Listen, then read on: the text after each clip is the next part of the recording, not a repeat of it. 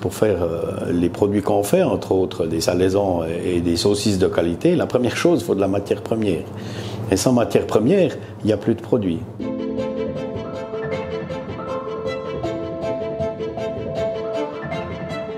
Olivier Montandon, directeur de la boucherie Montandon au Pont de Martel. Je suis de la 3e génération. Notre entreprise existe depuis 1930. À l'heure actuelle, on a une trentaine d'employés sur 2 sites, avec l'administration, les livreurs et tous les bouchers et fabricants de produits. Alors, nos spécialités sont principalement des spécialités à base de porc, le fameux saucisson neuchâtelois IGP que tout le monde connaît, des saucisses sèches, des jambons cuits, pas mal de produits crus, cuits et séchés.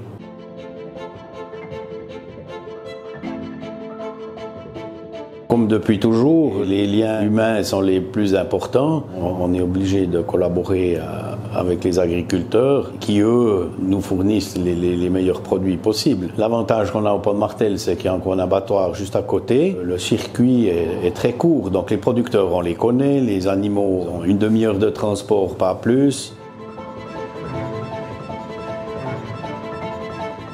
Tous les produits qu'on utilise, on ne pourrait plus les utiliser, principalement les désinfectants, donc garantir aux consommateurs des emballages propres, des délais de consommation plus ou moins longs, ça devient de l'ordre de l'impossible. Une grande partie des arguments des initiants sont de l'ordre du rêve vert. J'encourage mes clients et les consommateurs à vraiment voter 2 fois non pour un argument de poids. C'est que pour faire les produits qu'on fait, entre autres des salaisons et des saucisses de qualité, la première chose, il faut de la matière première. Et sans matière première, il n'y a plus de produits.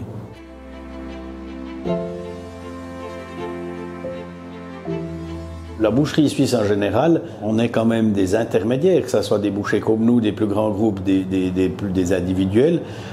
On est des intermédiaires entre le monde agricole et les consommateurs. Le peuple aura toujours besoin d'être nourri, puis on va s'adapter. Mais la panoplie va se resserrer. Il y a quelque temps, quand les frontières étaient fermées à cause du virus, tout le monde allait chez son producteur, retrouvait des œufs à la ferme, ils avaient un lapin, ils avaient des fraises, ils avaient des choses. Il semblait qu'ils redécouvraient l'agriculture suisse, et dès que le Conseil fédéral rouvre un petit peu le robinet, c'est les ananas du Costa Rica qui arrivent. Il ne faut pas oublier que la Suisse a déjà les normes les plus sévères au monde au niveau de la protection des animaux. Et tant mieux, dit le boucher, au niveau des normes sanitaires, les initiatives demandent des choses que personne n'applique au monde. Alors nous, on ne va plus le faire, mais si on doit se fournir à l'étranger pour nourrir le peuple, chercher l'erreur. C'est dans le monde de l'utopie, c'est même pas qu'on va trop loin. On parle de choses qui n'existent pas. C'est une question de quantité. La matière première, il la faut.